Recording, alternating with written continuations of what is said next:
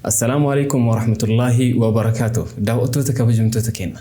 كوبي فتراتين ولتري بنجرة. كوبي كنيرو هندا وآيتي داندياتون. درجة جوج إما غاز إسحاج إما بريسحاج إما أستري فني. ترتي ولينغون را كبرتن. أك إرّا سينك فتنيف. ولين ديان نجرة. هنگا دوما سكنتا كناتي نولين تراسين جنة.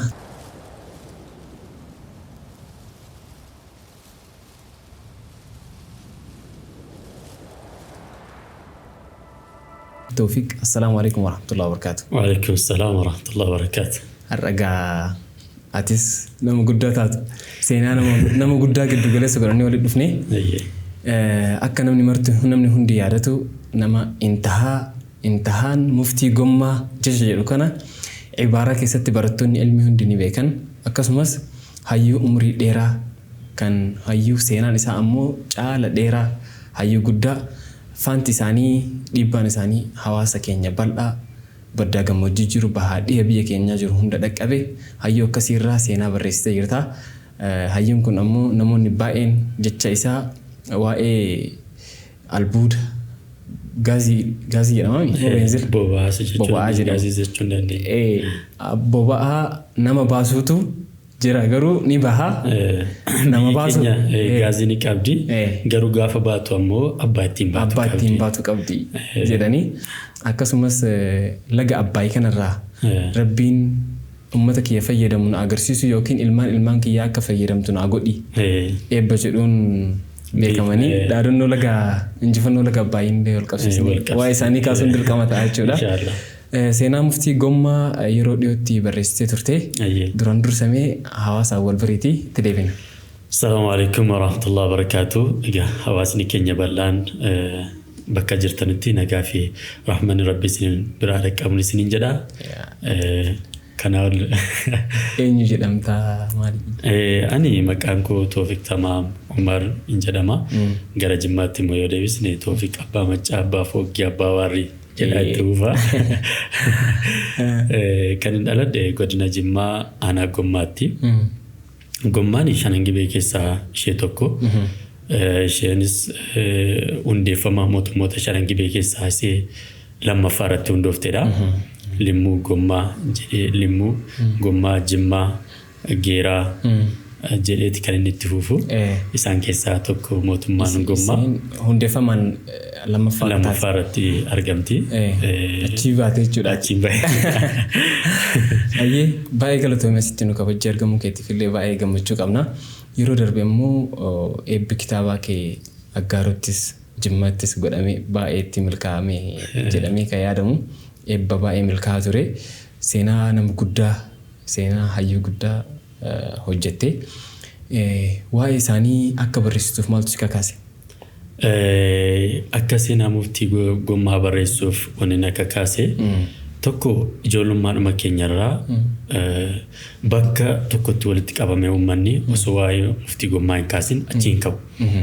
Bakka kiraatis soo deemne sheekni koo kan na guddisan ganamaan kan na dhangiyan illee darasaa muftii gommaa jaallatamaa fi kabajamaa Sheekh Xaahir Hassanii isaan nama muftiin baay'ee jaallatanii fi ofitti qaban keessaa isaan tokko ijoollummaadhuma isaaniirraa kaasanii sheeka anaaf akaakayyuudha muftiin na isaan birattiin guddadhe dubbii isaanii keessatti qiraatii isaanii keessatti jireenya isaanii keessatti guyyaatti yeroo waan maqaa muftii irra deddeebineeti kan dhagaa guddan hawaasnis waan tokko kaasee utuma maqaa muftiin kaasin biran darbu akkasumas illee sheekni koo kan biraan Sheekh Ismaa'eel Sheekh Siraaj isaanis darasuma muftiiti qeeroo muftiitu guddatan jechuu dandeessa.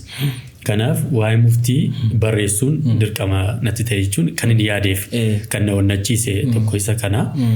Lamaffaatti immoo haala qabatama hawaasni keenya keessa jiru yeroo dhiyoodhaas gaafa ilaaltu muftiin moodela guddaadha uummata kanaaf hawaasa kanaaf. Lubbuu gootan jirrellee hoogganaa jiran jechuudha. Haala ulamoonni keenya hawaasniif ulamaa wajjin jiru mootummaa fi sheekoliin keenya waliin jiran haala hawaasniif hawaasni itti waliin jiru yoo ilaaltu muftiin har'as jiraachuu qabu jettee akkati yaaddu akkati dharraatu si godha.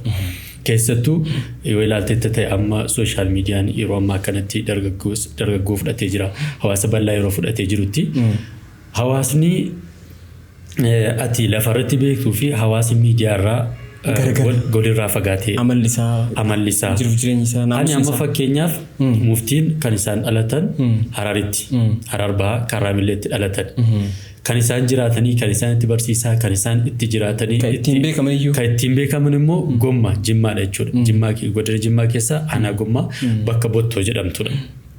Muftii Bottoo fa'aa yor kan isaan muftii Gommaa muftii Bottoo isaaniin jedhaniif waan isaan achitti beekamaniif achuma gommumarraa fudhanii walitti dhugumaan daa'imummaa kee keessatti yeroo jalqaba kitaaba qaraanu akkuma quraana busne muftii Bottoo akkana jedhanii waan barreeffannetu jira. Bottoon amma naannoo isaan jiraatan sanadha. Magaalaa xiqqoo wayiiti. Magaalattii sana keessa sabaaf sablammii hedduutu keessa jiraata. Isa kanallee itti irra deebinee kaasuu hin dandeenya. Kanaaf amma muftii Gommaa muftii Bottoo gaafa jettu kitaaba koorratti illee kaaseera. Akkuma Bukhaariin faan amma Bukhaaraarraa fudhaniiti miti kan isaan maqaa isaarraa fudhaniiti kan isaan moggaasan. Innaa muftiin kan isaan dhalatan Harar ta'ee kan isaan jiraatan kan isaan itti barsiisan kan isaan itti du'an illee Gommaa Jimmaa keessaa Gommaadha.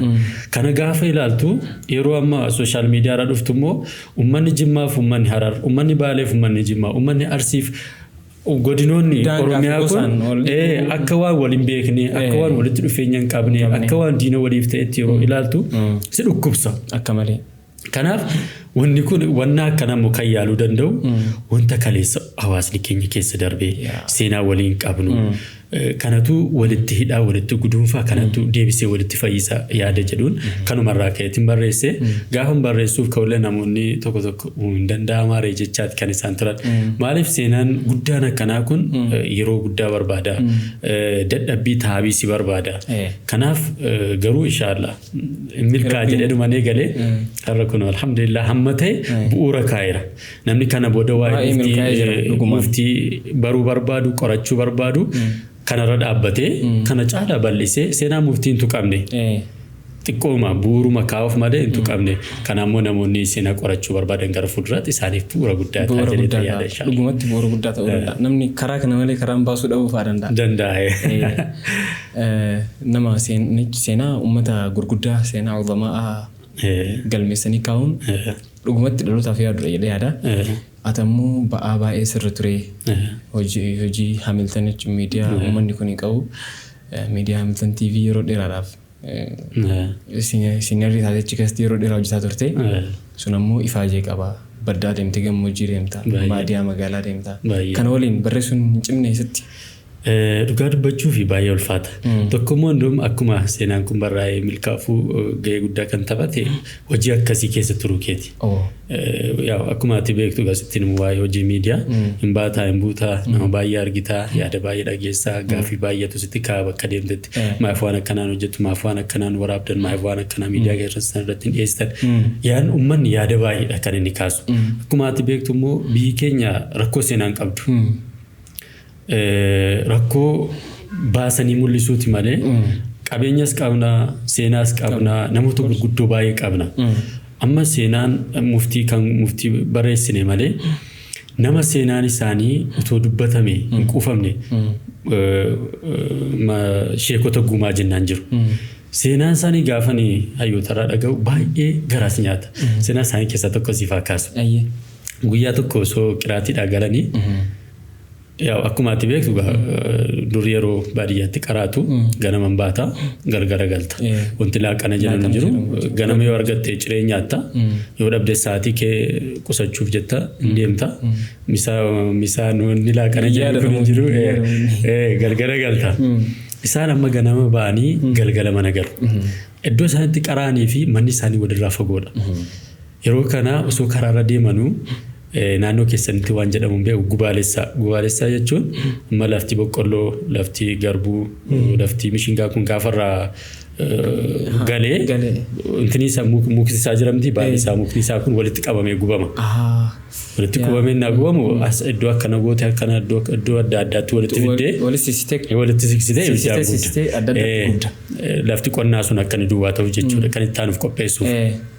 Yeroo isaan galan kana karaa irratti argani isa walitti qabamee gubamu kana arganii ifaan hin jiruun beekta yeroo sanatti gaa uummanni waan inni fayyadamu baadiyyaatti isa bira ta'anii kitaaba maxxanuu jalqaban Tutani sagubata ifa argatanii. Namni kun dhume sana biroo goranii utuu waxalanu sanni kun utuu jedhanu lafti yeroo isaanii gubachi dhume yeroo isaanii qaranii geessanii qo'atanii xumuranu akka lafti subiin dhiyaachuu isaanii subii. Isa ganama isa galgala amma sa'aatii kana mana galee deebi'urra karaanis fagoo waan ta'eef gara qiraatitti deebi'uunaaf wayyaa. Seenaa gurguddaa qabna. Amma sheekota tiijja jennaan jiru achuma karaa kaabarraa kan dhufanii gara gommaan qubatan.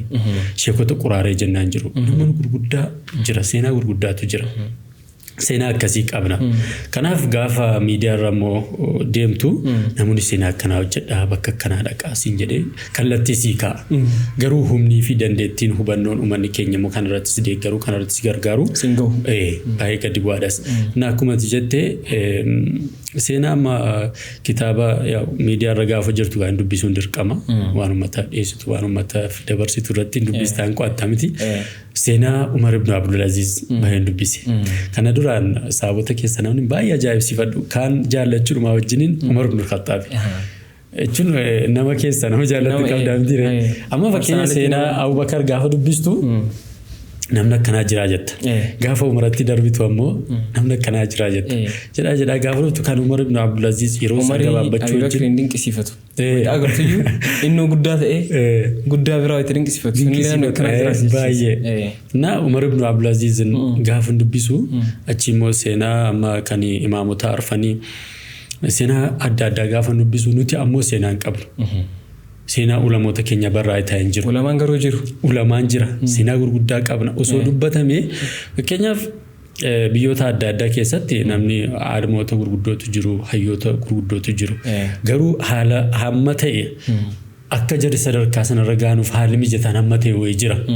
Biyya keenyatti yoo dhufte immoo akka amma jenne yoo argatte nyaattee yoo dhabdes dhiistee yoo argatte dhuudee yoo dhabdes dhiistee qanqaraame akka amma iraallu kanaa miti. Huccuu tokkoon waggaa 4-5 hamma siin ciccittee suphamtee dhumtee naangataniiti kan biraa barbaadatame kan uffatamu. Haala kana keessa taa'anii hayyoota qaraan qabna. Hayyoota baratan qabna. Garuu seenaan isaanii nur kan jiru. Afooluma qofa ta'eeti kan inni jiru beektaa. Amma seenaa muftii gommaa gaafa jettu afoolaan dubbatama. Masjida tokko deemtee bakka khayrii tokko dhayitee bakka walgahii deemtee gommaa keessatti seenaan muftii osoo dubbatamanii nafu. Muftiin akkana jedhanii turanii, muftiin akkana jedhanii, muftiin akkana godhanii, muftiin akkanatti nu gorsanii jedha hawaasni. Akkasitti walirraa fuudhaa jira. Garuu gaafa wayii baduuf deema. Naaf gaafa wayii. Yeroo namni har'a dubbatuu danda'u kun jirre seenaan illee walumaan yookiin itti dabalamaa seenichi badaa deema. Seenaan sobaa ta'aa waaqaa deema.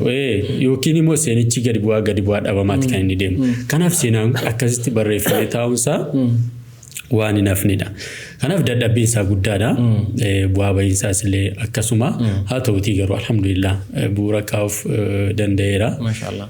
Mudannoo baay'eenis ture karaa kana keessatti. Asumaan finaansii. Waliigala turtii eegamii keessa geessite kitaabicha? Wallahi kitaabichi waggaa 2-3 akkas sanaa ol ta'a malee sanaa gadi hin ta'u. Jechuun eegan jalqabee waggaa 4 yaaduma isaa immoo barreessaa jalqabaa argataa gaafa kaan immoo sirkaa dha'ee sana adda baasuudha yeroo fudhata. Waggaan 3 immoo mudannoo xiqqaan qabaatu. Haga abdii kutatuutti lees geessisaa wanni ciba. Asii jalqaba jimmaan ture gaafa seenaa isaanii yaaddu. Jalqaba eessatti dhalatan waan jedhu yaaddamti.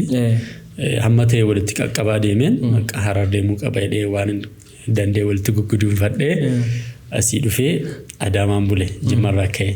Seenaa isaanii barreessuuf? Jimmarraa ka'e Adaamaan bule. Adaamaa buleen ganama makiinaa gara Harar deemu barbaadutti ka'e. Qatasaa makiinaa argadhee karaa eegalle.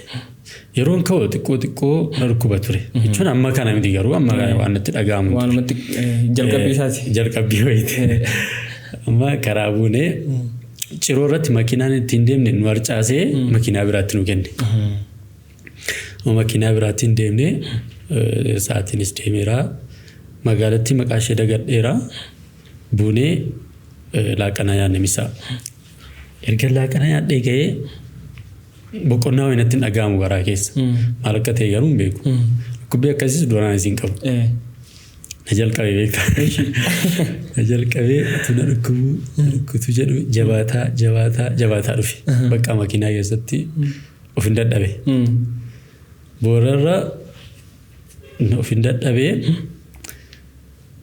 karaatti na buusuudhaaf manni yaalaa waan jiru. Faarmaasii wayii hin dhabne.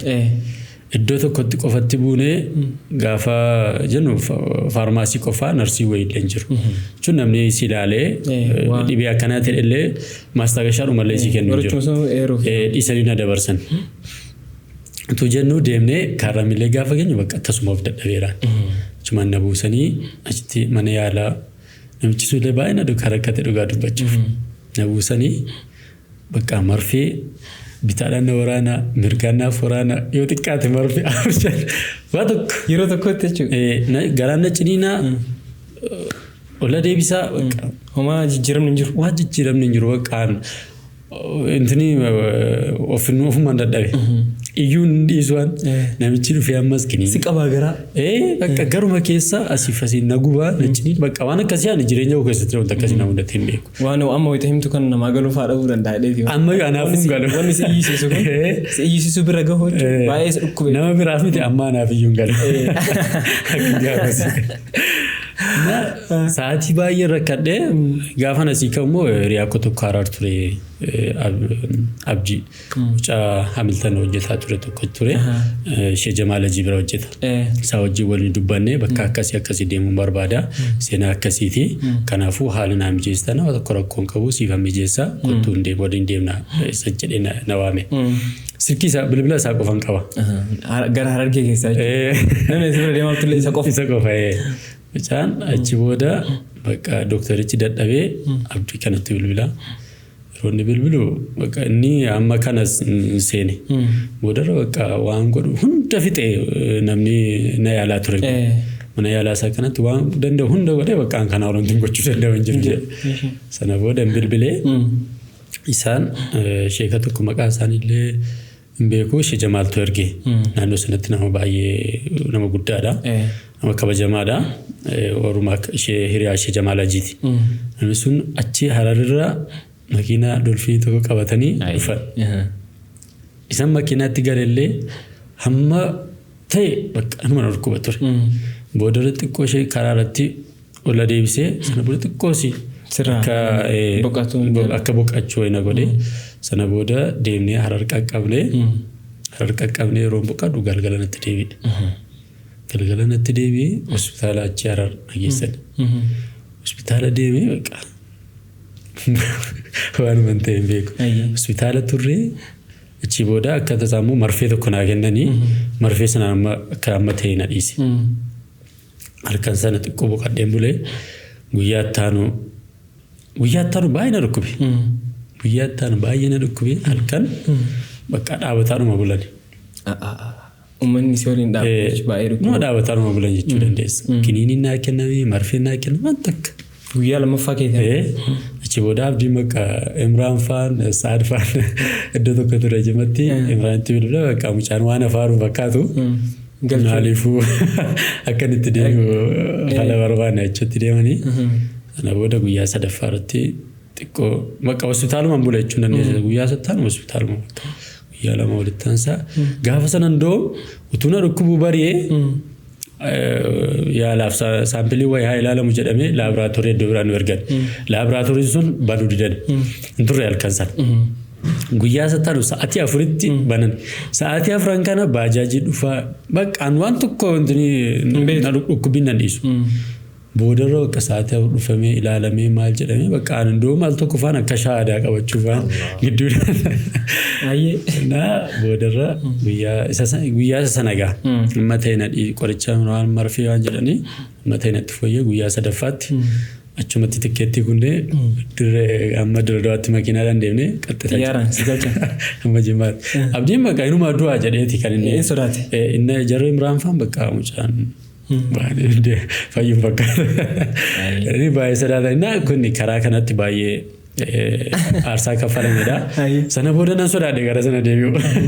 Seenaa barreessuuf iyyuu karaa sodaadhe gara sana deebi'u. Guyyaa kaan immoo Dokumentii Sheikh Ahmad Abbawaaji jennaan jiru. Darasoota muftii keessaa nama guddaadha. Jalqaba gaafa muftiin qiraatii jalqabsiisan achitti isaanitti qaraa turedha. Kitaaba kana keessatti seenaa isaanii waan baay'ee kaaseera. Isaantu SST Jimmaa keessaa asandaa uumana addaadha aanaan isaanii. Uumana addaa ta'e asandaa keessa darbitee kan gara baadiyyaati. Dokumentii wayii kan isaan barreessanii ka'an jira. Odeeffannoon jiru na qaqqabe. Waa'ee isaanii. Waa'ee muftii. Amma ta'e isaanumatu barreesse amma xiqqoo. Sana argachuuf Imraan wajjin motoriidhaan magaalaa Jimmaa keessaa baanee gaafa deemnee karaa walakkeessinu bokkaan inni akkas hin jenne jalqabe. Gorree dhiyeessine xiqqoo yeroo inni caame ammas hin baane. Ammas utuu nutti roobuu deemnee Asandaaboo geenya. Asandaaboo jechuun yoo xiqqaate kiiloomeetira 40 ta'a Jimmaarraa. Deemnee motorii keenya utuu nutti roobuu Asandaaboo dhaabbanee Asandaaboorraa ammoo ganaa deemna. Miilaan. Achi booda baajaajii yaabbannee amma ta'e deemnee baajaajirra miilaan deemta. Suuraan isaallee jira. Deemnee baadiyyaa keessa yoo xiqqaate miilaan daqiiqaa 20 yookiin 30 faan ta'uu niisu. Dhoqqeedha ganna rooba. Akka gaafa sana akkanatti jalqabame gaafa nu Jimmaadhaa baanu lafti aduudha. Gaafa achi keenya garuu rooba. Roobni akka malee. Rooba sana keessa deemnee kuni gaafa waanumatti xiqqoodha. Bu'aa bahee salphaa miti garuu yeroo sanatti garuu kaayyoof gaafa deemtu wanti ta'u kun jalqabaa xumuraasitti roobee roobuu isaa miti gaama kan nu aarsee gaafa achi geenyee deemnee dokumentii barbaannu namni nu barbaannu mana hin jiru. Namichi waamamee dhufee namicha arree ergifachuu deemee marqaadhaan gara dhageesse beekaa. Namichatu arree ergifachuu deemee wallaa. Arree ergifachuu deemee yeroo inni deemu ganama lafti suphiidha marqa nyaatamaara. Achuma inni arree gaafachuu dhaqee dhiisee marqumatti goree taa'ee tunni qursii nyaatu namni biraa dhufee. So inni haajaa isaan himatiin inni kun himatee harree fudhatee deema. Achuma inni sun maaliin gale ni jalqaba harree barbaade marqaan gale inni sun immoo harreedhaan gale. Namni carraa dabarsu carraa ture jiranna. Naannu deemnee aannan qabeenaan nu kennan aannan keenya dhugnee maal jennee gaafa jennu namni nu barbaade deemne sun hin jiru. Akka tasaa immoo obboleessi isaa immoo as Ayyaar Xeenaatti Dooktar Jalaan biratti qaraa ture. Dokumentittiin sun Dooktar Jalaan bira jirti akka tasaa barreeffamni sun. Naa mucaan isaas hin jiru bilbila isaa fudhanneetuma deebinee galee harka duwwaasiin jechuu barbaade. Aannan dhugdanii. Aannan dhugnee galee. Bu'aa bahiin kitaaba barreessuu kitaaba seenaa barreessuu miti. Kitaabuma kifilee takkas teettee barreessuu irrattuu baay'ee ulfaata. Ulfaata. Kitaabni kun ammoo milkaa'uu isaa ragaan guddaan firee kuma keessaa ishee kana qofatu hafee jedhama. Firee meeqa maxxansite? Jalqaba firee humnuma kee ilaaltee digaa kanatti deemtu miti. Dhugaa dubbachuu fi kitaabni kun erga xumurameeyyuu xiqqoo bubbuleera. Gulaalamee wanti hundi erga xumuramee bubbulee humna si barbaachisaa namallee mooraalisi ta'uu barbaada. Hiriyaa tokko jira Amiir Muhammad Zee jedhama.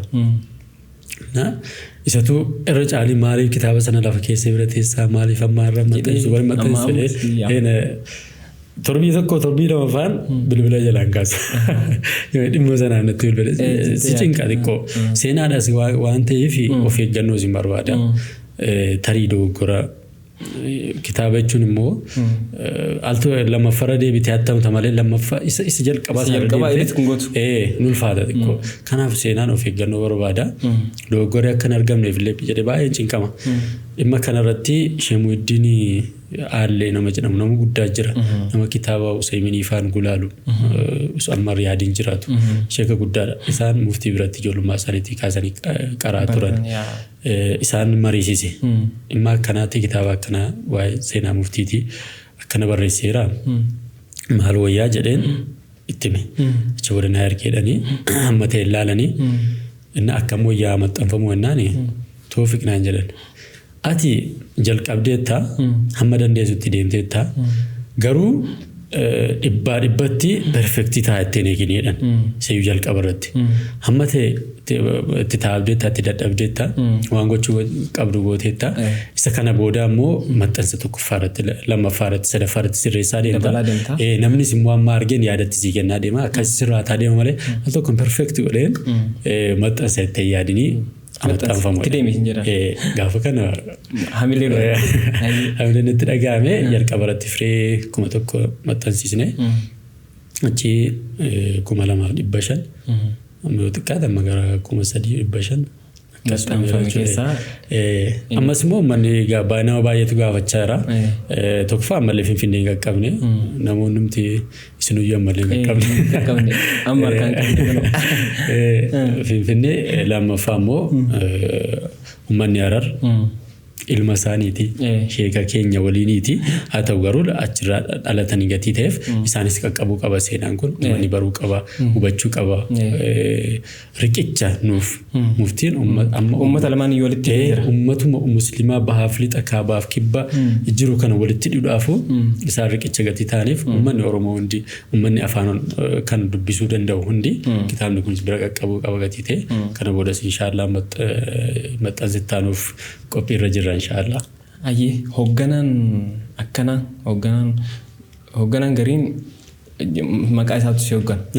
Hoogganaa jaalatu jechuudha. Hoogganaan gariin uleen akkuma si hoogganu inni kun maqama isaa yookiin immoo jecha isaa wayii si bira gahee ofii ittiin hoogganta jechuudha. Uummanni yeroo garii hoogganaa akkasii irra isa barbaachisaa yaanni jedhu baay'ee uummata keessatti fakkeenyaaf hooggansi kara ulamaa kara influenceraa nama uummanni dhagahu nama dhagahamaa tokko hooggansa mootummaa yeroo caalutu jira baay'inaan jechuudha. Even mootummaa yeroo inni hundeessu jira.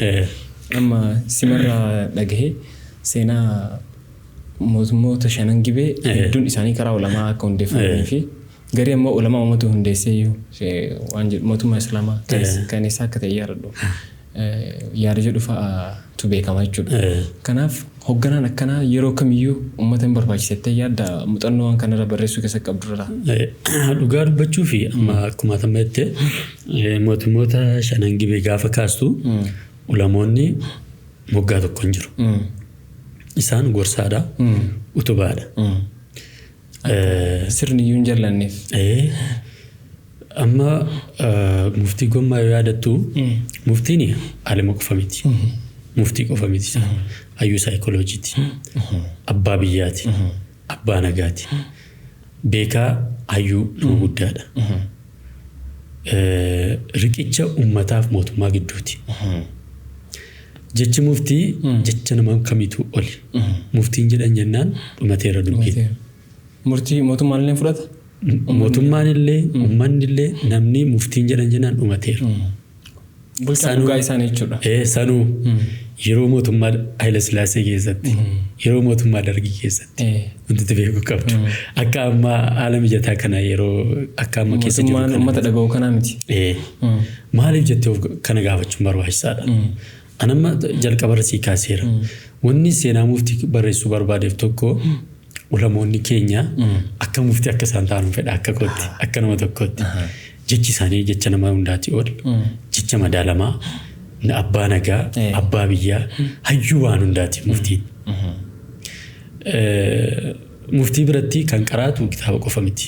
Sheekh Mahamuud jennaan darasaa isaanii guddaa nama hayyuu amma asan daawwatti qaraasisu.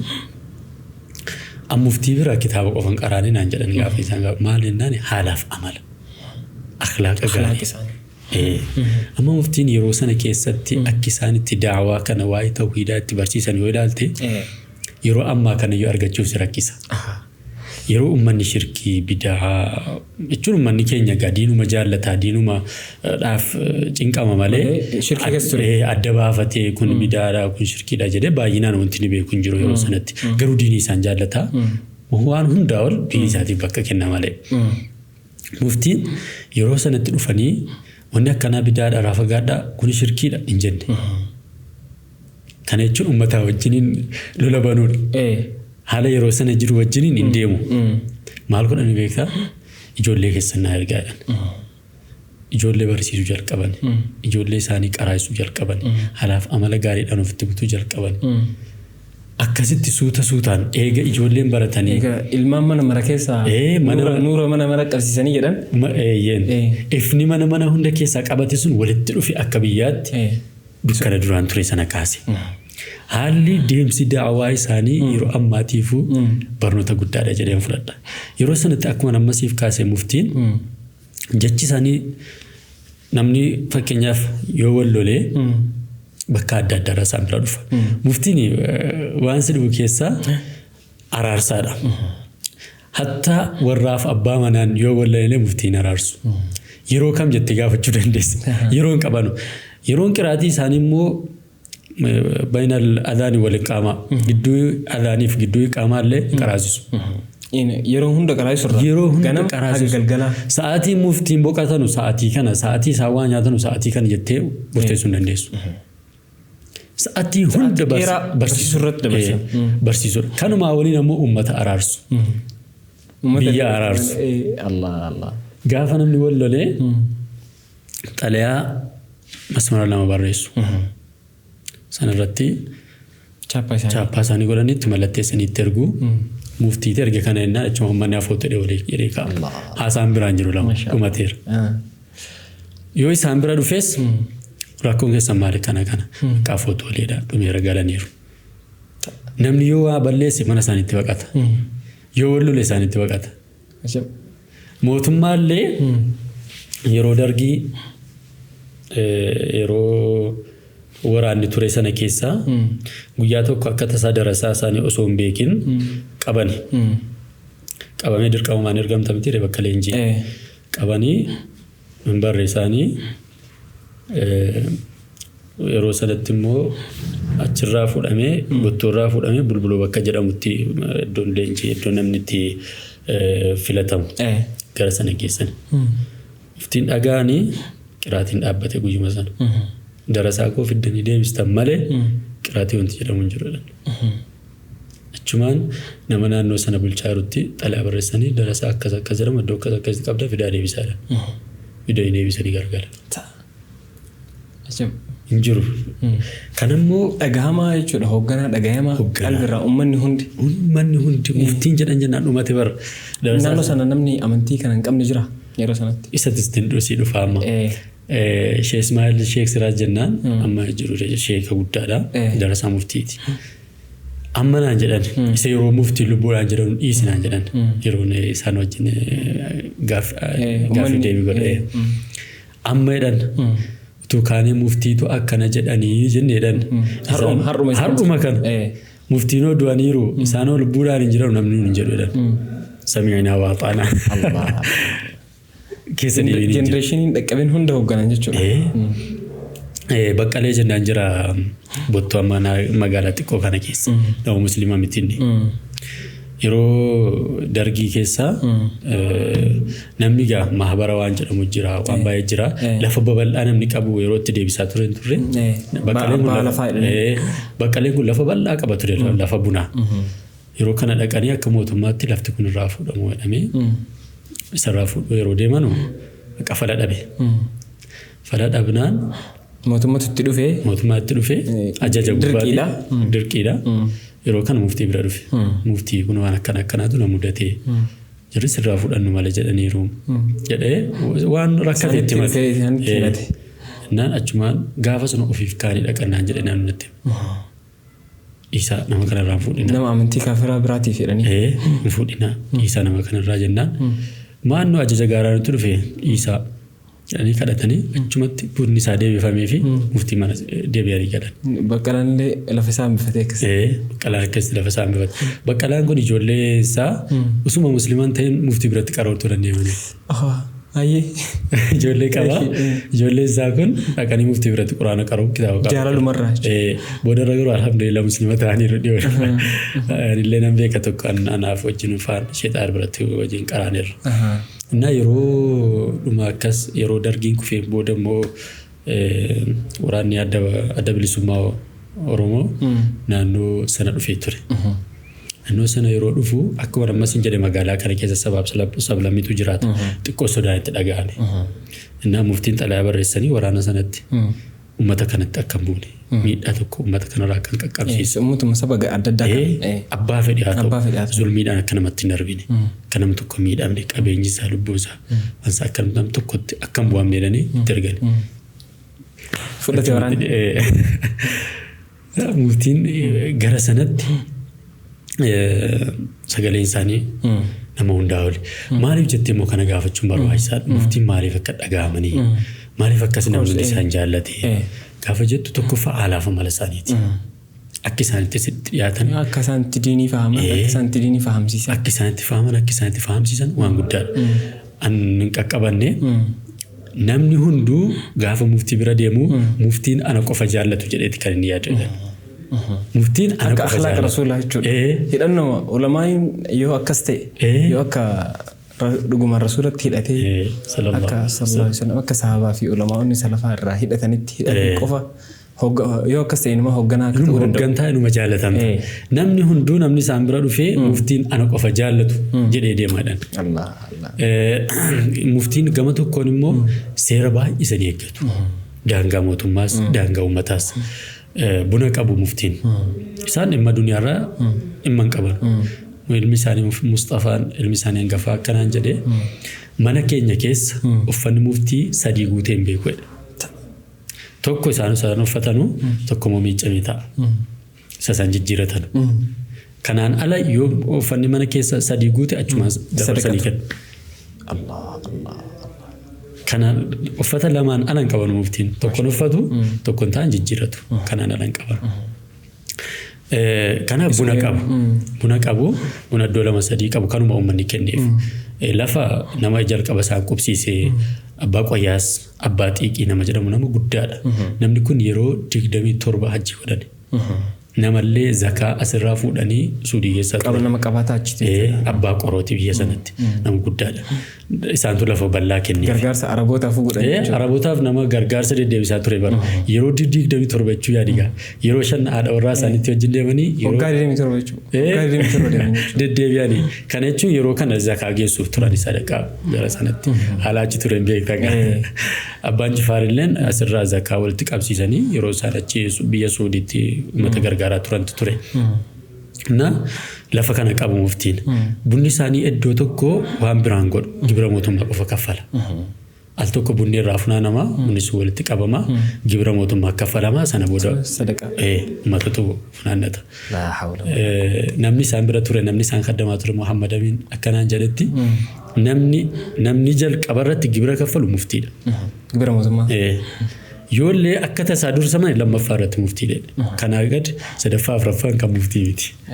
Daangaa mootummaas ni eeggatu, daangaa uummataa ni eeggatu, seera waan amma fakkii waan akka gibiraa dirqamamtiire yoo gibirri kaffalame karaansii hojjetama gibirri kaffalte tajaajila bu'uuraa misoomaa adda addaa argatamtiire waan akkanaa irratti namni muftii dursu hin jiru. Kanaaf mootummaan isaan kabaja. Uummannis akhlaaqa isaaniitiin isaan kabaja. Uummatatti hin bu'anu daangaa uummataan eeggatu waan deemee miira namaa tuqutti hin bu'anu ture.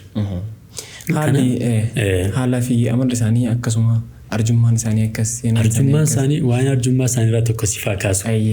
Muftiin gaafa lama qarshiittaa jiru. Tokko gaafa namni waasaan gaafate. Sadaqaadhaaf. Gaafa lammaffaa immoo reediyoo qabu. Muftiin nama reediyoo guyyaatti Jarmanii BBC nama hordofuudha. Odeeffannoon addunyaa tokko isaan jalan hin muru. Waan addunyaan irratti tolte isaan gaafatta. Gaafa reediyoon isaanii sun dhagaafite. Kana lamaaniif birrii barbaadu. Guyyaa tokko dubartiin ollaa isaanii tokko mucaa argatte. Rakkadhee waan gargaaraa itti mucaa argatte.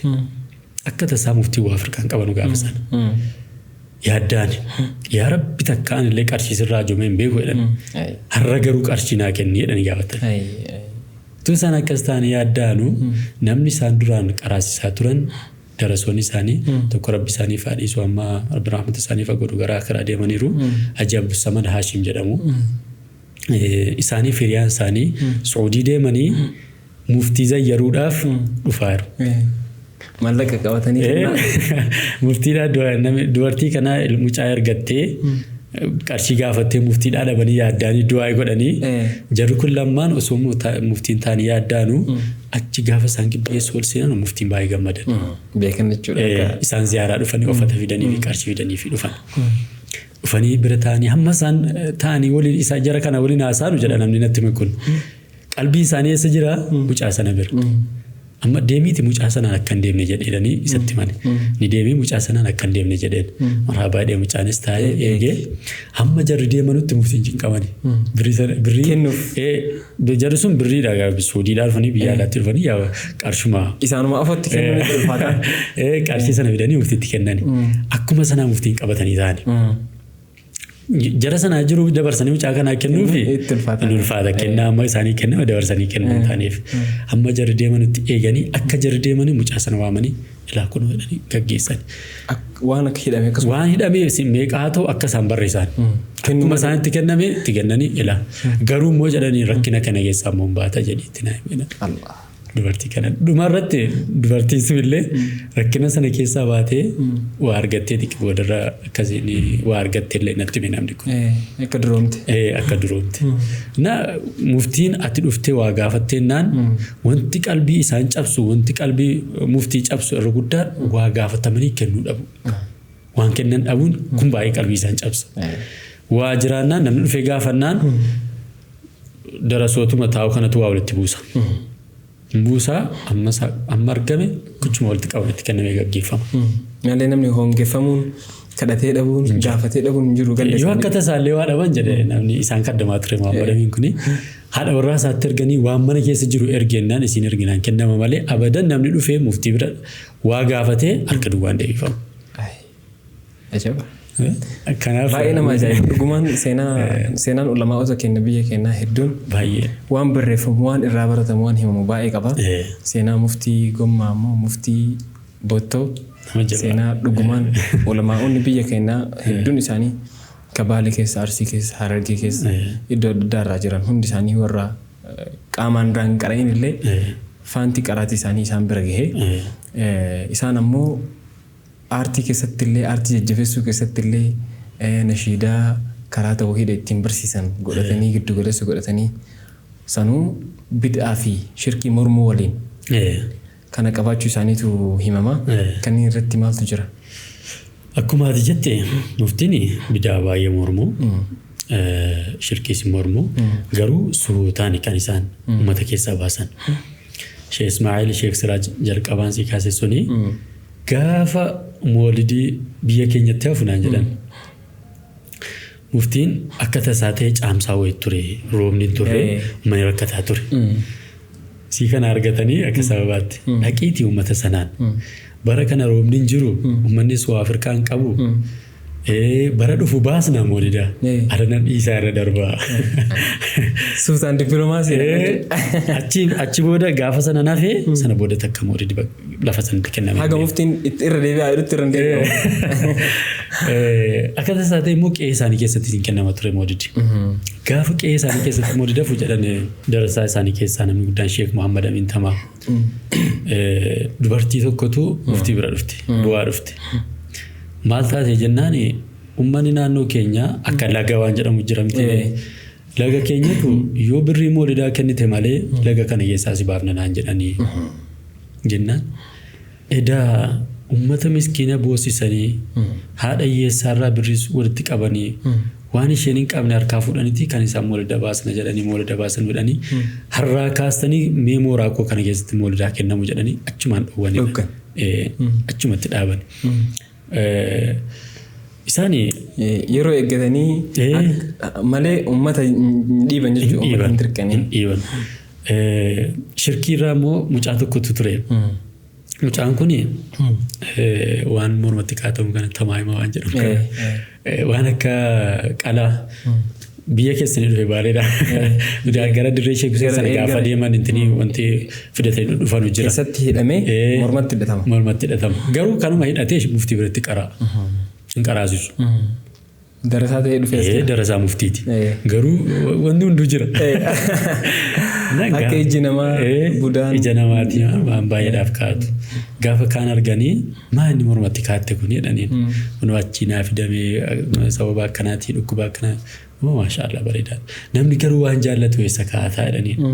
Waan jaallattummaa saaxina waan akka saaxinee mana keessa iddoo jaallatu iddoo kabajamaa iddoo namni ittiin buune kaa'atana. Maali gaawutu akka dhiqqaa kuftee kun as keessa si waraanee si miidhaa. Geessee achi keessan kaa'attu jedhanii. Mucaan baasee geessee lafa mana kaa'ate. Bifa kamiin morma isaarraa baasan. Saaxinii keessaa baasuun laafaadha mormarraa guuttee. Ufii baa. Ufii haramee baa akka onu. Ufii haramee baa. Amma warri gariiba jedhamu kun warri namni gariiba jedhu jiramti. Warra amma. Fuquraan. Warra amma muka bal'aa. Muka danqee qabatee. Deeman kun kana fudhatanii muftii bira dhufu. Isaan bira dhufanii nyaatanii. Bulle qabatanii akkasumatti. Akkuma jiran sanatti saayiba muftiiti. Hin dhufu isaan bira. Gaafa kaan darasaan inni lafa kaatee deemnaan muka sana jalaa caccabsitee galte. Muftiin dhagaanii balaa buusan. Eenyu kan akkanatti caccabse jalaa. Nama kana naman jaalladhu nama akkananii achi booda kaabbaa uffatanii jira ofirraa baasanii tuffisanii mee nam tokko isa bu'u kana uffadhu deemu jedhanii. Namni sun jaalalan muftiin qalbii isaa keessa kaan ilaala. Waa'ee nashidaa karaa san irraa hin deebi'a jechuudha. Hin deebi'a. Ati nama jaallatteef waan isin jedhan diddaamu hin diddee. إن المحب للمطيع مطيع نحن مجالتوف تولي جدا هيا وما دوان نجد فلتشوف واي مدحي واي منظومات المورقبته شامر سوني نمجلمو نما منظومات نما باي بكمادا نانو كينيتي نما منظومات كن باي برسو باي برسو توحيد اللي وانو مفتيرا قران اچمت منظومات ديبسني نما امه برسيسا تورانيدا نما غدا درسا مفتيتي اسان كوني واي سكرة الموت وي برسني توران سكرة الموت جدمتي وانجلو وي كتابه كن كيست لي كاين جرا وان كنا برسني غافو يوسو سانتاني دغيفتنو مفتي تدفني eenyu kan kana barreesse jedhanii gaafatanii shaamadin ay anaamiti nama gara limmuu dhufe kara tokkotu barreesse sodaatee naan gaafa sana darbanii jedhanii shaamadamintuu natti meeseenaa kana gaafa kaan teeppiidhaa fi kaaseetta kana fudhee deemeedhaan isaan bira muftii bira fudhee deemee meena dhageessis jedhanii naan dhaggeeffatanii muftiin fudhatanii ol galanii osoo dhaggeeffatanii waa'ee du'aa kana dubbata tartiibaan akkaataa duutitti sakaratal mawtii akkaataatti kafanamtee akkaataatti awwaalamtu kana waan dubbatu barreessan gaafan kana dhaga'u jedhan muftiin jedhanii natti mashaamadamiin akka machaa'una godhe yookiin akka of wallaalu akka sakraan ol ka'ee dhaabadhu uffata ofirraa qabatee hin beeku qullaa kotee jiraachuu koo hin beekun ture. Dani shaamadin baay'ee jajjabeessa turanii dinqisiifatanii baay'ee dinqisiifatanii hojii gaarii ta'utti gaafa ati muftii bira deemtuyyuu khaxxee si barsiisu barreeffama arabiffaa kan manzuuma la kan isaan si barreessan anillee gaafa ni sheeka ko sheexaar biratti sagaleen sakaratul mawt sun jidduudhaan injira onoon isaa injira garuu injiraata injiranne annanda yaadadhu malee amma gaafa deemtu manzuuma si barreessu nazmii dhuma afaan arabaa jira kan jira miti daftara bitattee deemta isuma ilmii kana jechuudha isuma ilmii kanaayyuu daftara bitattee deemta gaafa qiraatii deemtu jalqabumayyuu kitaaba qaraatuu fi daftara tokko bitatta waan rakka taphattu nazmii sana si barreessu mana lama saatoo sadii saatoo si barreessu sana irra deddeebitee katabda akka barattuuf barreeffama barachuu qabda waan sidhumu muftiin amma hayyuu ji'oogiraafiitis muftiin akkuma nama siin jedhamu miidiyaa irratti baay'ee xiyyeeffannoo kennu gaazexaan afaan arabaa barraa'ee muftii bira tuun qaqqabinii hafu jedhu achumarraa asitti qaqqabaan waan san barbaadanii famiin fidaaf dhaabatan jechuudha. Muftiin gaafa ati fakkeenyaaf barnoota barbaachisu xumurteetta deemi qaraa ijaazan si kennamu jiramti san utuu siin godhin dura maal godhu gaazexaa dhufa. Gaazexaa sana dubbisuu danda'u qabda akka jirutti. Hin dubbistaa hin hiiktaa gaazexaa sana dubbistee hubachiisuu danda'u qabda. Isa odeeffannoo kana jechuudha. Amma fakkeenyaaf afaan amma arabiffaatti joornaalizimii barsiisan jechuudha. Kara gabaabaatti joornaalizimii kominikeeshinii dirqama muftii biratti kominikeeshinii. Gaazexaa amma afaanii miidiyaa kuniif afaanuttiin kitaaba qarama adda addamti sanas baruu qabdaadha.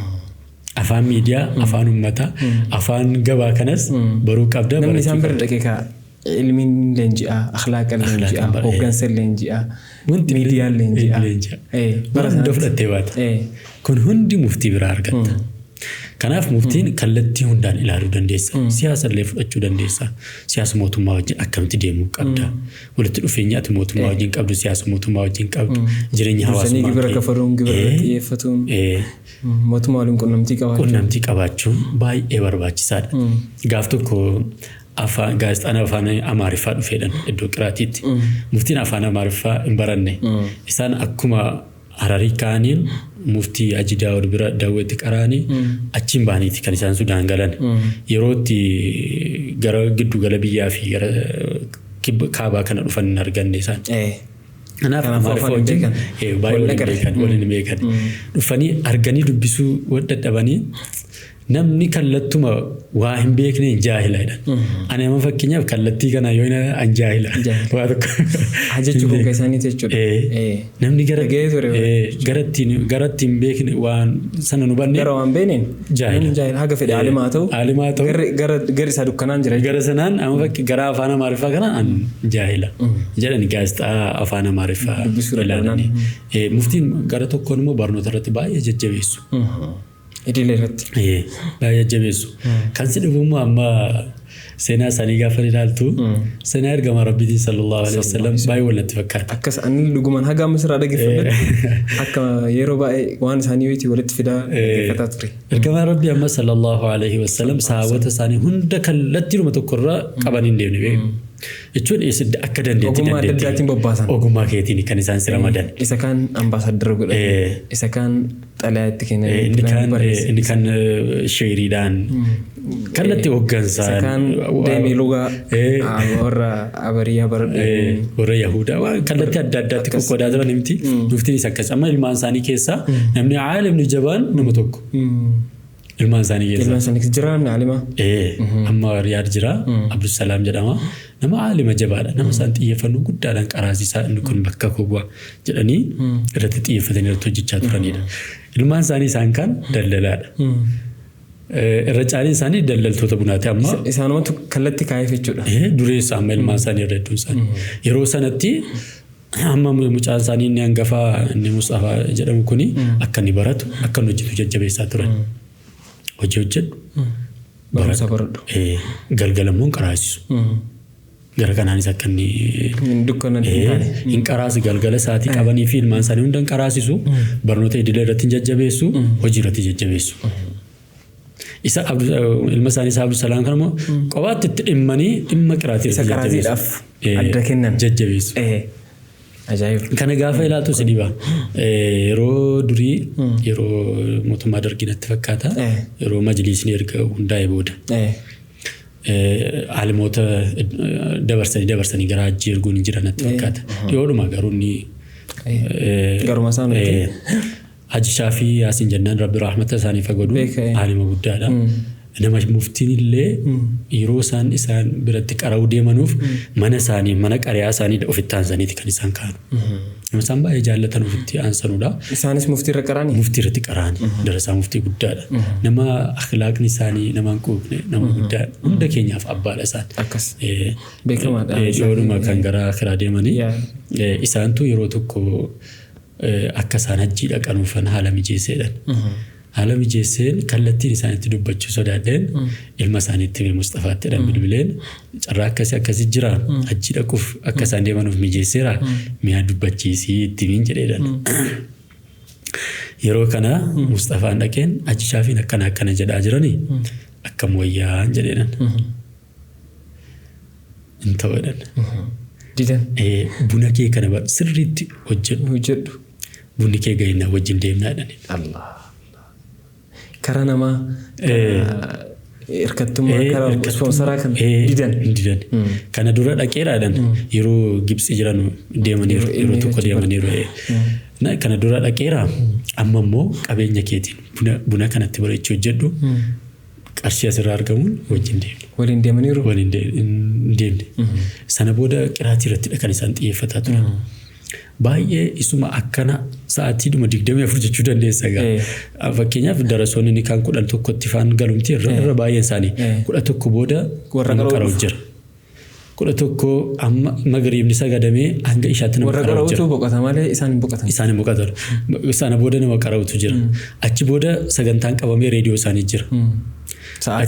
Achi booda immoo ijoollee isaanii qaraasisu jira. Achi booda immoo zaakira bar sheekni. Halkan dhaabbataa bulu. Sa'aatii argatanitti subii booda ammoo nama qara'u jira. Allah. Salaf jechuun salaf olamu. Ji'a tokko keessatti quraana hafazanii akka isaan xoonan dhageessita. Hifzii. Jarguma barsiisuu jalqaban booda jechuudha. Gaafuma qiraatii irra jiran. Akka hafazan hifzii ji'a tokko. Namni kitaaba Alfiyyaa ibn Maalik guyyaa muraasa keessatti hafazanii xanii bar. Sheerii kuma tokko fooyyee. Kan namni itti maraata jedhamee namni qara'uu danda'u. Kana isaan guyyaa muraasa keessa hafazanii fixan. Majjachiisaatu nama dhibu. Muftiin akka isaan akka hafazan irraan beekamu ture. Akka quraana hafazan. Muftii Haji Kabiir biratti yeroo turan yeroo akkas halaqaan taa'ame waa'ee quraanaa qaraamu irraa baranii muftiin Haji Kabiir. Sana booda kan isaan fuuldura buusanii akka isaan sagachiisan. Malee isaan dhimma callisan hafazanii. Dhimma callisan. Muftiin nama baay'ee rabbiin sodaatudha. Jechuun walii jechuun dandeessa. Akkas gaafiin sii qabu tokko jira. Isaan karaamaa qabu akka waan namni balleessee dhufee namarratti arguu inni kun akkana ta'a jechuu baraa kanaa booda waan akkanaa mudata jechuu waan akkanan ta'a jechuu wanta akkasii wayii waan irraa himamu jira. Iddoo karaamaa kanarratti ati waan barreessitee hin qabdaa? Waa'ee karaamaa kana hedduun barreessine. Amaanaa jedhanii akka isaan du'an dhageeti. Maammadamii nama ansiin jedhu kuni isaan khaddamaa ture mana isaanii keessatti. Waa'ee Maammadamii waan tokko si fakkaasu. Maammadamiin kun mana muftiitti guddate. Ijoollummaa namaa isaarraa kaasee. Guyyaa tokko mucaa isaanii hangafa Mustafaa kanaa wajjin walitti bu'an ijoollee dhamtiree walitti buutaa wal loltaa. Muftiin ijoollee wal lolte kana waamanii Maammadamiin itti horiyani. Horii wajjin itti kaan isa dinniinan. Isaanii kan ta'in. Kan isaanii kan hin ta'in. Maaliif akka ta'e yaadime. Achi booda erga isa lolanii isa ari'atanii booda suuta jedhanii erga jarraddaan fagaatanii mucaan isaanis mana gadee booda isa waamani. Kottu jedhaniin. Baran si jibbee mitiin kan si lolee jedhaniin. Ani iddoo qiraatiin oola. Anaa wajjin waliin argitu guyyaa guutuu. Ijoollee kanaa wajjin oolta. Yoo nama fakkeenyaaf sababa kee mucaa koo kana lolee si jibbanii. Ofirraa si fageessu. Akka waanan jara caalitti si jaalladheetti. Itti yoo fakkaate. Si miidhamta. Simmiitu miidhama. Kanaafanidha. Qobaatti waa minatti manidha. Akkasitti fageessanii yaadu jira. Amma waa'ee karaamaa kana amaanaa akka namni anarraa waan dhaqee daangaa darbee dogoggoroo keessa akka hin galleef akka hin dubbatamne jedhanii amaanaan himatanii du'anii jedhe. Muftiin karaamaa baay'ee qabu. Guyyaa tokko akkanuma qiraatii irra teenyee jedhan sheekni tokko. Qaraa isaa mara kana jedhanii jedhe. Namni tokko namni galee hin jiru darasaa keessa.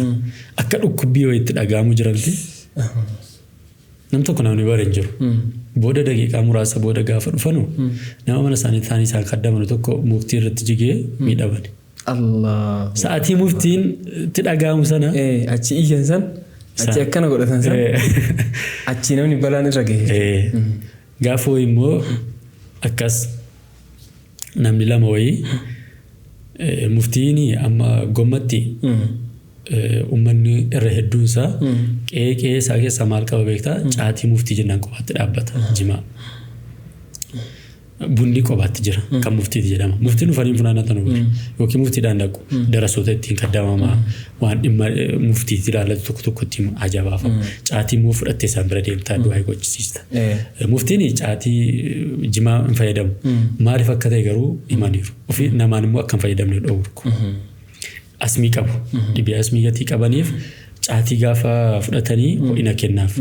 Sanaaf akka qaraasisanuuf isaan gargaara. Kanaaf jedhanii akka jimaan fayyadamanuu himan namni biraa immoo akka jimaan fayyadamne dhorku.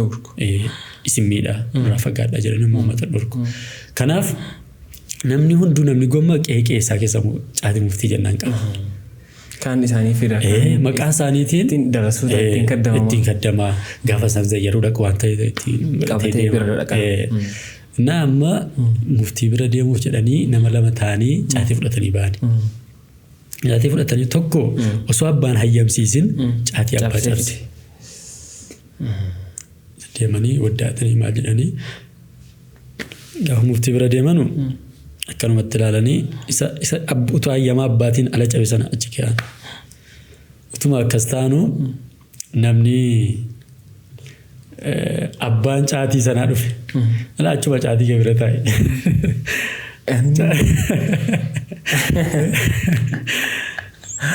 Achi malaan itti himan jechuudha.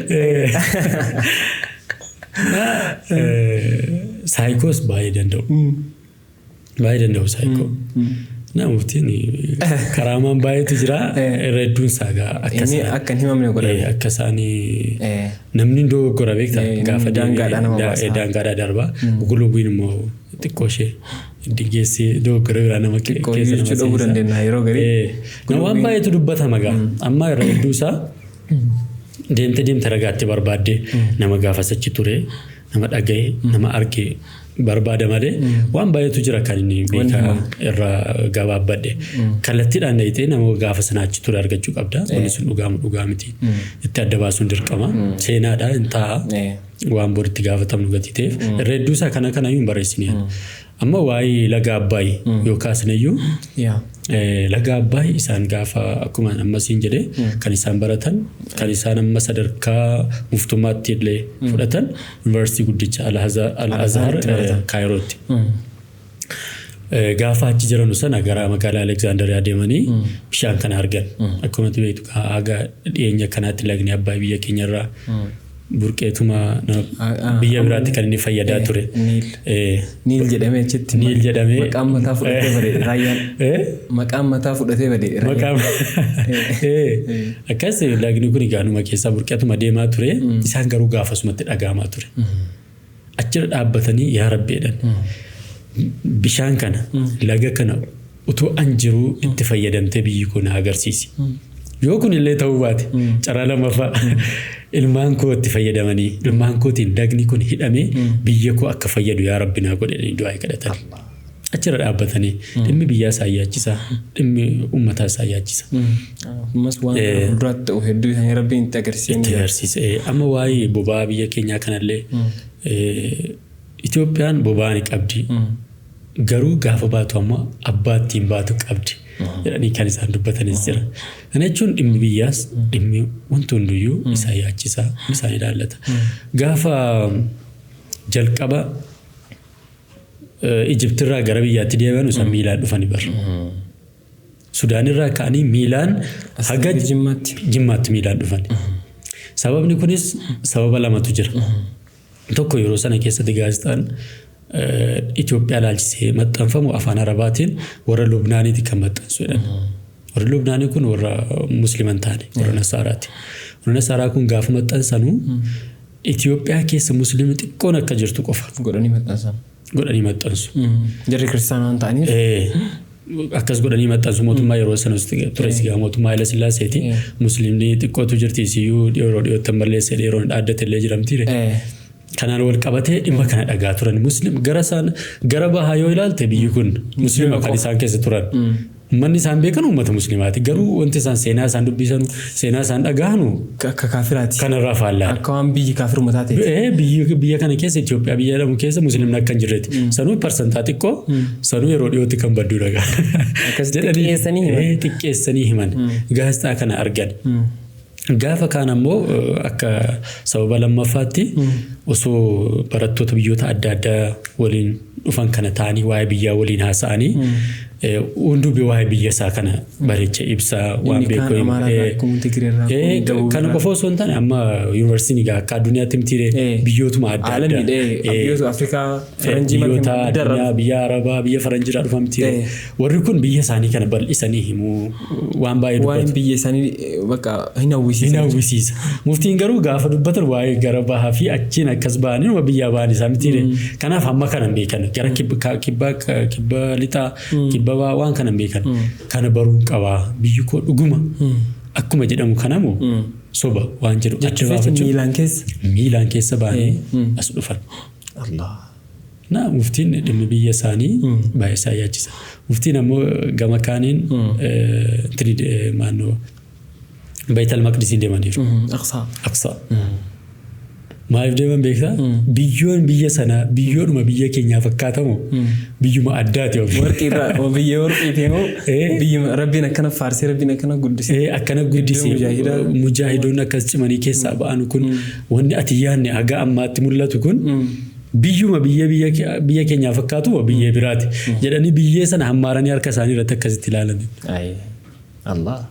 Mustaqbal Islaamaatiif illee sadarkaa quuqamuu isaanii guddaa ta'uu irraa kan ka'e jechuudha.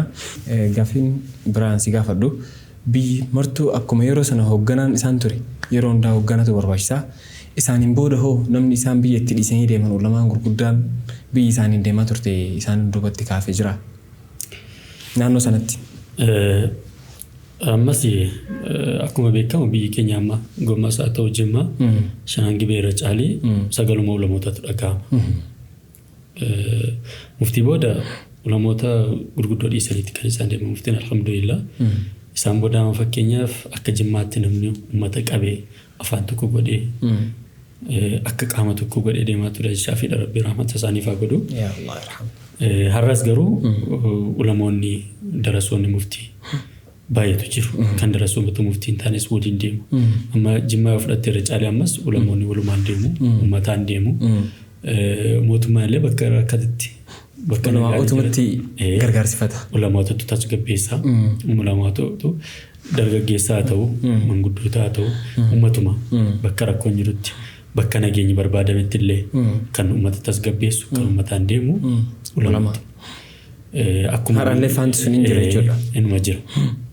Gommaa keessatti ammoo ulamoota gurguddoo jiru har'as kan uummanni jecha isaanii dhaga'u waan isaan jedhan hin deemu har'as ulamootuma irra caalii kan qaama mootummaa akkuma jirutti ta'e kan uummataan deemu kan uummata hooggaru ulamootuma jechuu dandeessa. Ulamootaaf iddoo guddaa qaba. Akkuma gaafa muftii sanatti ulamoota darasoota muftii uummanni kabajaa irrallee akkasitti akka muftii sanatti illee uummata hunda tokko godhanii kallattii tokkorra ta'uu baatullee uummanni keenya har'as ulamoota hedduu kabajaa hedduu jaallataa isaaniif akkuma gaafa muftii sanatti kabaja guddaaf ulfina guddaa isaaniif qaba isaanumaan deema. Yeroo baay'ee immoo biyya kamittuu namni keessattuu baroota darban keessatti namni ulamaawotaan hoogganama Harargee fudhanne shaadamtuu lafaan hoogganamaa turanii haga ammaa ulamaawotaa gammaatti jiran akka Sheekh Mawwatar akka Sheekh Abiraallee Harargeen akka jirtutti ulamaa'aan hiriirti.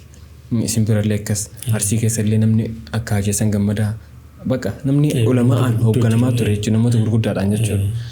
Kana jechuun uummanni islaamummaadhaaf bakka guddaa qabaachuu diiniidhaaf bakka guddaa qabaachuu illee ragaadha. Hooggansa akkasii illee uummataaf yeroo kamittuu barbaachisaadha. Itti gaafatamummaan dhaloota dhufuu maal akka ta'uu qabu irratti dhaamsa ergaan qabdaa. Har'as amma dhugaa dubbachuudhaafi ammayyuu gahaan waan ta'eef jechuudha. Bakka ulamoonni jiru har'as qabbanatu jira, nageenyatu jira, tasgabbiitu jira, walii galtee jira, uummanni afaan tokko ta'utu jira. Amma bakka nagaan jiru mee ilaali biyyuma kana keessatti Oromiyaa keessaa ta'u Itoophiyaa keessa bakki nagaan jiru bakka kam?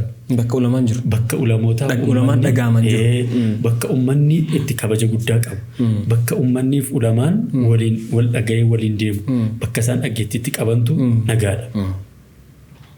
Namni nama ittiin deemu qaba. Yoollee nama fakkeenyaaf ulamaa ittiin deemu dhabe shayxaana jala deemuu isaa nama bu'a. Dirqama. Faallaa isaatu jira. Faallaa isaatu jira gadi ta'eef. Namni nama ittiin deemu nama fuuldura dhaabbatee nama isaaf fakkeenya ta'u qabaate nama isaan deemutu bakka sanatti nagaa qabaata. Hayyee Toofiq akka waliigalaatti ati barreessaadhaa gaazexeessaadhaa waan hedduu sirraa baratama. Barreessitoonni baay'een ammoo warri si duubaan dhufaniif warra amma jiranis innaa jedhamu waa'ee barruutti beekumsaa jedhamu muuxannoo illee qabdaa akka waliigalaatti dhaamsi waliigalaa akka uummanni barreessaatti simatuu qabu akka barreessitoonni itti uummata fahamuu qaban akka barreessitoonni itti qophaa'uu qaban karaa isaan deemuu qaban irratti dhaamsi waliigalaa yoo qabaatte. Sin beeka bariifaa yeroo kanatti dubbisuun baay'ee ulfaataadha. Akkas yeroo sooshaal miidiyaa harkaa qabnu kana keessatti yeroo hundi gaggabaabbatee dhuma kana keessatti yeroo TikTok argaa qabdu kana keessatti namni taa'ee kitaaba dubbisu jedhee illaa marra yoo rabbi namni dubbisu numa jira namni dubbisu hin jiru jechuudha miti nama baay'eetu jira namni dubbisan namoonni barreessan baay'eetu jiru qorattoonni illee baay'eetu jiru kun beekamaadha garuu akka haala amma keessa jiru dhaloonni har'aa kun jechuu kooti xiyyeeffannoon kennamuufii qaba barnoonni ammoo akkuma amma jenne kallattii gaggabaabaa miidiyaa sooshaal miidiyaa kanarraan odeeffannoo argatta malee beekumsa gaarii argachuu hin dandeessu. Kan xiyyeeffannoon dubbisatti kennamuu qaba. Akkuma jalqaba siif kaase kitaaba kana kan akka barreessuudhaaf kan yaade jalqaba walitti dhufeenya hawaasa keenyaa akka jabeessuuf seenaa kaleessa qabnu akka barruufi kanaafidha kan hin barreessu. Kanaaf tokkoffaa dhaamsi kiyyannu guddaan namni dubbisuu qaba. Uummanni barreessuuf simatuu qabna jechuudha. Baay'eetu barraa'ee jira. Wanni jiru tokko maanisee ta'e yeroo dhiyoodhaas nama waa barreessu baay'ee argaa jirra. Namni immoo nama barreessu malee namni dubbisu hin jiru yaada jedhus qaba. Haa ta'u ammas namni barreessus ga'umsaan hin barreessu namoo yaada jedhamu jira. Yaada jedhutu jira. Inni jalqaba akka yaada kootiitti hammamti kunu jajjabeeffamuu qaba. Kaleessa waan keessa ture beekna gati ta'eef. Kaleessa afaan kanaan kitaaba argattee dubbisuun hubachuun baay'ee ulfaataa ture. Carraa amma argamte kana xiqqoo akka waan barreessaa baay'ee walumarra wanti xixiqqoon dhufnaanuma waan baay'ee barraa'ee jiru nutti fakkaate malee hin jirru ammallee fagoo jirra. Osoo kan barraa'e kun hunduu kitaaba jajjabayyuu ta'e fireen xiqqaadha jechuudha. Xiqqoodha. Kanaaf uummanni waan barraa'u waan keessattuu waan afaan isaa kanaan barraa'aa jiru kana jajjabeessuu qaba. Jajjabeessuu jechuun gama lama ilaaluu dandeessa. Tokkoffaa kitaabni barraa'u kun bilchinaan hubannoodhaan gadi fageenyaan akka ta'u namni hunduu ga'ee isaa baachuu qaba. Hayyoota qabna. Beektota baay'ee qabna. Warri kun kan irratti xiyyeeffatanii itti gaafatamummaa isaanii baachuu qabu. Yeroo baay'ee namni kitaaba sii gulaalu osoo hin dubbisiin fa'aa dabarsii kennu fa'aa. Kun afuu qaba jedhee yaada akka kootti. Xiyyeeffannoodhaan dubbifamuu qaba, ilaalamuu qaba, jajjabeeffamuu qaba. Lammaffaa mooraalii nama barreessuu sana sirriitti ilaaluu qabna. Akkuma silaasiin jedhee ture kitaaba kana ergan barreessee xumuree baay'een yaaddaa ture. Kitaabni kun akkamitti uummata bira kaayyoon kun cimaan uummanni haa dubbisu amma ta'e haa hubatu. Xiyyeeffannoon kun barumsi isaanii uummata haa qabuudha. Seenaarraa. Namni barreessus jalqaba maaliif akka barreessu sirriitti beekuu qaba. Dandeettii isaatiin ilaaluu qaba. Maaliif akka barreessu hubachuu qaba. Kaayyoon isaa maal akka ta'e beekuu qaba. Erga barreessee xumure illee namni gulaalu sun itti gaafatamummaa guddaa qaba. Akkuma ammateetti yeroo tokko kitaabonni barreeffamaaraan bilchinaa fi gadi fageenyaa waan akkasiin qabu jedhan komii baay'eetu jira. Komiin ka'uun hin hafu. Hojjettees immoo kumatamta. Yoo ta'es kumatu hin jiru. Nama hojjetetu kumatama. Nama hojjetetu kumatama. Hammuma sanayyuu yaaluu isaaniitiif galateeffatamuu qabu. Yeroo amma akka nammasiin jedhe yeroo sooshaal miidiyaan hedduu yeroo keenyaa fudhate kanatti namni seenaas dhuma isaallee fuula lama sadii taa'ee barreessuutti ulfaata yeroo kanatti bara. Kan barreessuuttis ni ulfaata. Ni ulfaata. Hoogganamnee jira waan ta'eef. Maatiyyuu barreeffama fuula feesbuukii irratti maxxanfamu. Siimoor jennaan inni gadi buutama. Achi baratti dhaabdee bakka yaada isaa waan dheerattee deemta. Kanaafiyyuu waan akkasii jajjabeeffamuu qaba. Namoonni waa barreessan keessattuu seenaa irratti yoo ta'e immoo seenaan baay'ee ulfaataadha dhugaa dubbachuudha. Bu'aa bayii si gaafata. Wanti ati barreessu sun dhugaa miti hagam dhugaadha. Wanti jiru baay'eetu jira gaasa kana. Warra waa'ee seenaa baratanii fi waa'ee seenaa qorattoota seenaatu beeka. Nama isaan to'atu qabaachuu qabu jedhee yaada. Gama biraatti immoo akka gaaffitti seenaan kun asumatti dhaabbatamoo tuufiinsa qabaatamoo waan jedhuufi sagantaa qopheessuun baay'ee ulfaataadha bariifaa. Akka amma yaadnu kanaa miti. Sagantaawwan darbanii akka uummanni itti simatee argiteetta gommatti gaa muftii gommaati. Hararis muftiin kan Hararii Baalee deemsus illee kan Baaleeti Arsiis kaaba kibba muftiin kan nama uummataati. Haa ta'u garuu gommatti mooree caalii jaallatamu.